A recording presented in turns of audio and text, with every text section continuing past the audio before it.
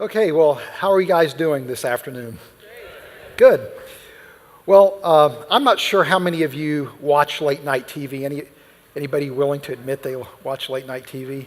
How many of you are just too old to stay up that late anymore? Yeah, that's my problem. But in my younger days, when I could stay up late, I used to, from time to time, watch the David Letterman show. And one of my favorite parts of the Letterman show was the top 10 lists. You guys remember that? Well, what I thought I would do to kick things off this afternoon is go through a top 10 list of the 10 greatest threats to the world today. That's a real cheery topic, right? And this is actually based on an article written in the USA Today a number of years ago. So this is the USA Today's perspective on what are the top 10 threats facing the world today. One of them is a fiscal crisis in key economies. Another one is structurally high unemployment or underemployment, water crises, failure to mitigate or adapt to climate change, greater incidence of extreme weather events, global governance failure, food crises, failure of a major financial mechanism or institution, and then finally, profound political and social instability. So again, you may or may not agree with what's on this list, but this is the USA Today's perspective. Now, there's something that's missing from this list that really needs to be on the list, and that is a serious crisis that really is confronting us as humanity, and that is a digital data crisis, a digital data storage crisis. You may not realize it, but we are generating digital data at such an intense pace that we are facing a data storage crisis. And part of the culprits are basically everybody with smartphones watching YouTube videos and posting videos of this, that, and the other thing, and pictures of food that go on to Facebook.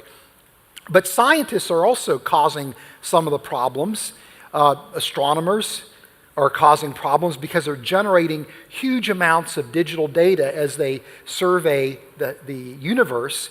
And then biochemists are also causing problems because they're generating huge amounts of data with genomic science. And we're generating so much data that today it's estimated that there's 44 trillion gigabytes of data that exists. And just to give you some sense for how much data that is, if you assume a world population of 10 billion people, every person would have to have 6,000 compact disks to store all of that data. That's a huge amount of data. And the problem is, the typical data storage medium has a lifetime. Magnetic tapes about 10 years and hard disks about 3 years. In fact, some people estimate that by 2040, there's not going to be enough high-quality silicon in the world to store all of the data that we will have generated. And we are looking at a data storage crisis. Interestingly enough, one potential solution to that data storage crisis is the DNA molecule. DNA is an information storage molecule that stores information inside every cell in our body, and the information in DNA is essentially a set of instructions that are used to build, in our case, build our bodies. Every organism harbors DNA, and that DNA is the instruction manual, the set of instructions used by that organism to build itself and to carry out its operations. And the information in DNA is digital information. And so people believe that DNA may actually be a solution to the digital data storage crisis because DNA is optimal in terms of its data storage capacity. It's near optimal. And we'll talk more about that in a minute. But in fact, DNA is such an elegantly designed molecule that it's not only inspiring solutions to our data storage crisis, it actually has given birth to a brand new area of computing science called DNA computing, where people are literally building computers out of DNA. And again, it's possible because DNA is harboring digital information. DNA is also inspiring advances in nanoelectronics because of a really bizarre property that the DNA molecule has. The whole idea of turning to biology and biochemistry to inspire engineering advance, to inspire new technologies, is called biomimetics and bioinspiration. And as the name implies, this is a discipline in engineering and technology where researchers turn to designs in the living realm and they mimic them, they copy them, or they derive insight and inspiration that they then apply to create new technologies. And so the use of DNA to inspire these different nanotechnologies is part of biomimetics and bioinspiration. And again, DNA is capable of serving in this capacity because of its role inside the cell as an information storage molecule. In fact, DNA structure is highly optimized for its role inside the cell. It's an incredibly optimal molecule where every feature and facet of its structure seems to be intentionally designed to serve in its role inside the cell as an information storage molecule. And this degree of optimization is what makes it possible for DNA to be such an inspiring molecule. Now, I don't have time to go into all of the features of DNA that make it an optimal biomolecule for information storage, but if you're interested in digging into some of the details, I would recommend my book, The Cell's Design. I have an entire chapter in that book where I talk about how optimal biochemical systems are, and included in that chapter is an extensive discussion of the optimal nature of DNA. So what we want to do in the next few minutes is just survey ways in which DNA is actually driving nanotechnology. And let's turn our attention back to this, the use of DNA as a digital data storage medium. And as I mentioned, DNA is optimal in its capacity to store information. Some people believe it's at the theoretical maximum in terms of being able to store data per unit mass of material. In fact, 1 gram of DNA can store 455 exabytes of data. To put that into context, if you have a kilogram of DNA, which is about 2.25 pounds, that would be enough DNA to store all the data that currently exists in the world. Isn't that amazing that just about a couple of pounds of DNA can store 44 trillion gigabytes of data when it would require 10 billion people, 6,000 compact disks? That's mind-boggling. And to demonstrate the capacity for DNA to store digital information, there's a famous experiment that was done in 2012 by George Church's group at Harvard University, where for fun, they basically digitized and encoded a book into DNA molecules. And this book was a 53,000 word book that had 11 JPEG images in it. And what they did is, instead of synthesizing a contiguous piece of DNA to store the information, they actually created DNA fragments that stored the information in the book. And part of the reason for this is because they could create redundancy. One of the limitations of DNA as a storage medium is it's a chemical material that can break down over time. So to offset the loss of information from degradation, they just simply made multiple copies of each of these fragments. So that way, if one fragment breaks down, you still have redundant copies.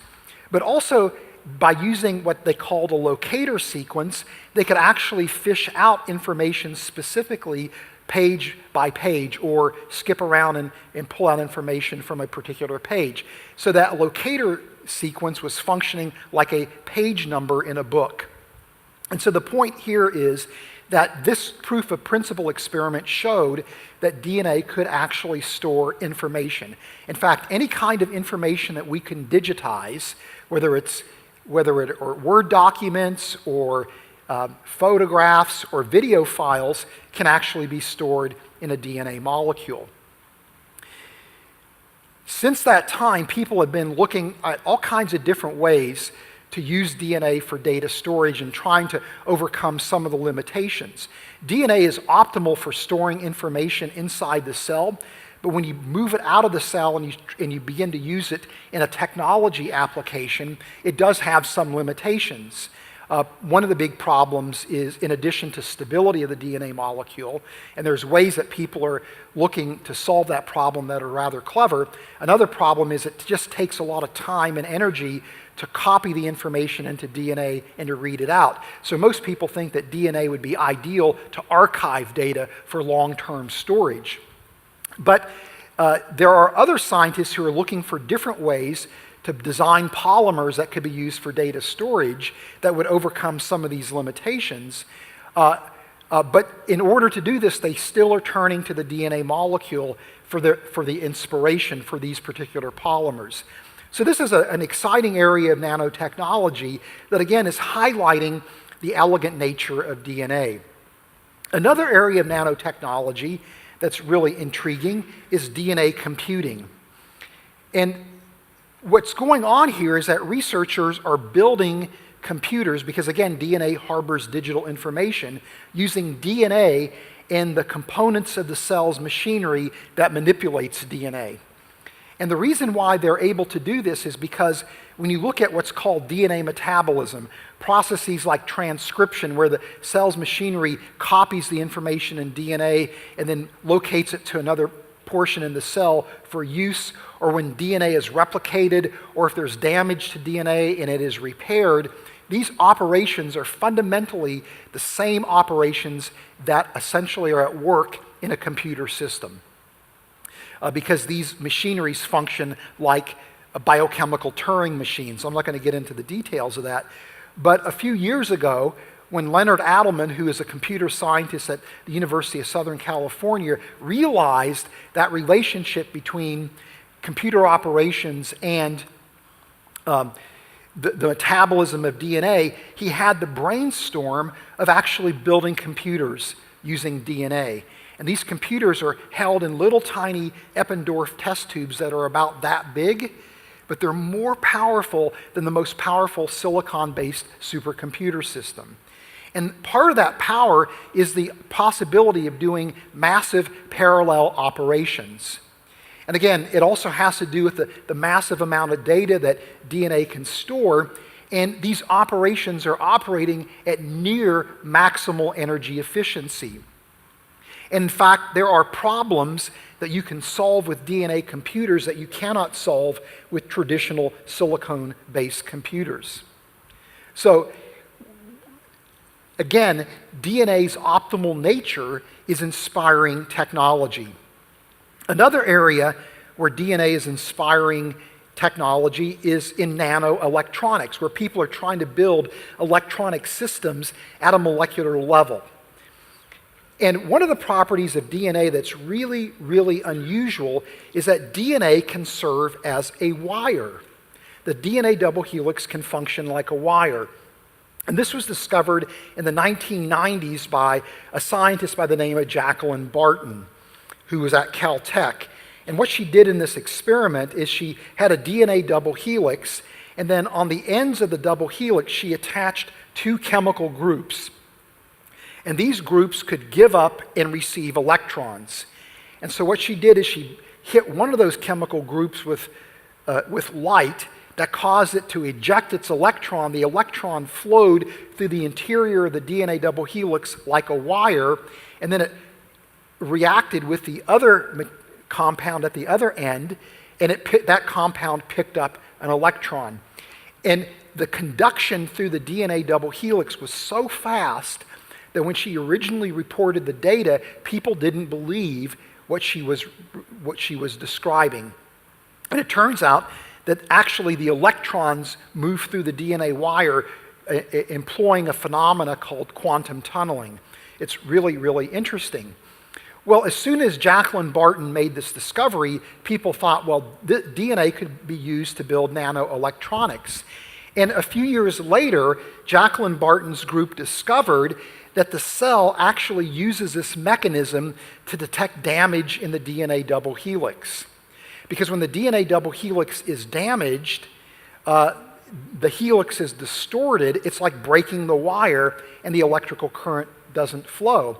And so what the cell does is it surveys the entire genome with these proteins that bind to the DNA. When they bind, they give up an electron, they send it through the interior of the double helix. Another protein that's bound to the DNA will pick up that electron, it'll hop off, move down the DNA double helix, bind again, and send its electron. And so you have these proteins just sending electrons back and forth through the interior of the DNA double helix. And if there's damage, it's going to cause the double helix to distort. And when that happens, the electrical current flow stops, and these surveillance proteins begin to stack up in that particular region of the double helix, which triggers a DNA repair process. And again, this idea is inspiring work in nanoelectronics, where people are looking at the DNA double helix as a wire molecule. So the point here is this, that DNA has such an optimal design in terms of its role of data as storage, that it's literally being used, again, to inspire new technology. And this is really provocative, but what's even more provocative is I believe that the area of biomimetics and bioinspiration actually can lead us to a new set of arguments for a creator's existence. I believe that these kind of discoveries lead to a new set of arguments for a creator's existence. And to understand this, we need to consider the Watchmaker argument developed by William Paley in the late 1700s. How many of you are familiar with the Watchmaker argument? Yeah, quite a few of you are. Well, this argument was presented by William Paley as evidence for a creator's existence. And at that time, William Paley surveyed biological systems, what was known about biological systems, and concluded that these systems have machine-like properties. And based on those machine-like properties, he argues that they look as if they are the work of a mind, a divine mind. And he does this by comparing biological systems to a watch. This is a famous passage from his book, Natural Theology, where Paley says this: "In crossing a heath, suppose I pitched my foot against a stone and were asked how that stone came to be there. I might possibly answer that for anything I knew to the contrary, it had lain there forever. But suppose I found a watch upon the ground, and it should be inquired how that watch happened to be in that place. I should hardly think of the answer which I had given before, that for anything I knew, the watch had always been there. Yet why should not this answer serve for the watch as well as for the stone? Why is it not as admissible in the second case as in the first? For this reason and no other, that when we come to inspect the watch, we perceive what we could not discover in the stone, that its several parts are framed and put together for a purpose, and that they are so formed and adjusted as to produce motion, and that motion so regulated as to point out the hour of the day. That is, if the different parts had been differently shaped from what they are, or placed after any other manner or in any other order than that in which they are placed, either no motion at all would have been carried out in the machine, or none which would have answered the use that is now served by it. This mechanism being observed, the inference we think is inevitable, that the watch must have had a maker. There must have existed at some time and at some place or other an artificer or artificers who formed it for the purpose for which we actually find it to answer, who comprehended its construction and designed its use." That's a long passage, I understand, but here you can begin to see William Paley's reasoning. Is that when you look at a watch is very different than a stone. a watch is made up of parts that interact precisely, that are framed together to accomplish a purpose. And that this type of organization reflects the work of a mind, a watchmaker. And so Paley argued by analogy that when you look at biological systems, these systems look as if they are more like a watch than a rock. Therefore, if a watch requires a watchmaker, life must require a divine watchmaker. That's the argument that Paley advanced. And what's interesting to me is that the advances that we see happening in biochemistry allow us to revitalize this watchmaker argument. But the use of DNA, again, to inspire nanotechnology, gives an added twist to the watchmaker argument. Think about the watchmaker argument now in light of the use of DNA to build computers. Because we know that if we see a computer, we recognize that a computer must be the work of a mind, right? There's someone who conceived and designed that computer and then built it. And the properties of a computer are identical to the properties that Paley recognized in a watch that made it evident that it was the work of a watchmaker. Well, the fact that DNA inside the cell is manipulated by the cell's machinery in such a way that it resembles a computer system, so much so that people can take advantage of that and build DNA computers, suggests that these systems inside the cell must be the work of a mind. This is what Leonard Adleman says, the founder of DNA computing. The most important thing about DNA computing is that it shows that DNA molecules can do what we normally think only computers can do. This implies that computer science and biology are closely related, that every living thing can be thought to be computing something, and that sometimes we can understand living things better by looking at them as computers. It's practically stating the same thing as William Paley. Now, when I wrote the book, The Cell's Design, where I argued that there is this eerie similarity between biochemical systems and man-made designs, making a modern-day version of the watchmaker argument, one of the critiques that came from skeptics is that, well, this isn't really science because it's all well and good to make this argument, but it really isn't science because you can't really make any predictions using the watchmaker argument. And so to counter that criticism, I actually presented what I call the watchmaker prediction in the cell's design. And the idea behind the watchmaker prediction is this, that if indeed the cell is the product of a creator's handiwork, that there's very well technology inside the cell that is anticipating our technology advance. In other words, we have to wait till we develop new technologies before we realize that those very technologies already exist inside the cell. We just can't recognize it as such because we haven't invented the technology yet. And it turns out that DNA wires are a beautiful fulfillment of the watchmaker prediction, because the book, The Cell's Design, was published in 2008, and Jacqueline Barton and her group didn't discover the fact that DNA wires are used to survey for DNA damage until about 2012. So what Jacqueline Barton and her group did is discovered this property of DNA that allows it to conduct electrical current, and then it suggested that this could be used in nanoelectronics as a wire. But it was only later that they discovered that this is actually how the cell detects DNA damage. And so this is a fulfillment of the watchmaker prediction. We weren't able to even recognize this biochemical technology until Jacqueline Barton suggested the use of DNA for wires.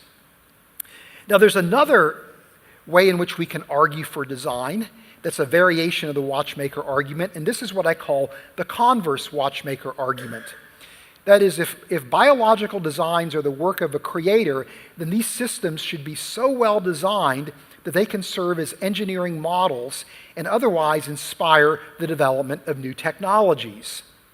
And so the fact that we see, again, biomimetics and bioinspiration at play, again, highlights the elegant design of these systems And we can, again, formalize that intuition of design in the form of an argument that I've dubbed the Converse Watchmaker Argument. So these advances in nanotechnology inspired by DNA allow us to make three variations of the Watchmaker Argument. They also allow us to respond to the claim on the part of evolutionary biologists that the watchmaker is blind. This is an idea that was articulated by Richard Dawkins in his book, The Blind Watchmaker, where Dawkins is arguing that the designs that we see in biology are not the product of a mind, but are the product of natural selection, which if it's a watchmaker, it's a blind watchmaker. This is what Dawkins said. Paley had the proper reverence for the complexity of the living world, and he saw that it demands a very special kind of explanation. The only thing he got wrong was the explanation itself. The true explanation had to wait for Charles Darwin. Natural selection, the blind, unconscious, automatic process, which we now know is the explanation for the existence and apparently purposeful form of all life, has no purpose in mind. It has no mind. It has no mind's eye. It does not plan for the future. It has no vision, no foresight at all. If it can be said to play the role of a watchmaker in nature, it is the blind watchmaker. But I would actually argue that the discipline of biomimetics and bioinspiration represents a direct response in a challenge to the blind watchmaker claim. Why is that? Because the nature of the evolutionary process is such that it produces flawed or imperfect systems. Evolution does not produce optimal designs and elegant designs. It produces inherently flawed designs. Why? Because it's an unguided process, it's undirected, and it co-opts existing designs and has to cobble them together to create new designs. And that kind of mechanism is not going to produce perfection. Ken Miller, a famous biologist who's involved in the creation-evolution debate, wrote this: "Evolution does not produce perfection. The fact that every intermediate stage in the development of an organ must confer a selective advantage means that the simplest, most elegant design for an organ cannot always be produced by evolution. In fact, the hallmark of evolution is the modification of pre-existing structures. An evolved organism, in short, should show the telltale signs of this modification." In other words, we don't expect evolution to produce optimal designs, but fundamentally flawed designs. That is, evolution produces kludged systems. Yet if this is the case, then why would anybody in their right mind, as engineers, turn to designs in biology or biochemistry to inspire technology? Why would you turn to a fundamentally flawed, imperfect design to inspire technology? That doesn't make any sense. In fact, it makes more sense to do biomimetics and bioinspiration in the context of a creation model or an intelligent design framework.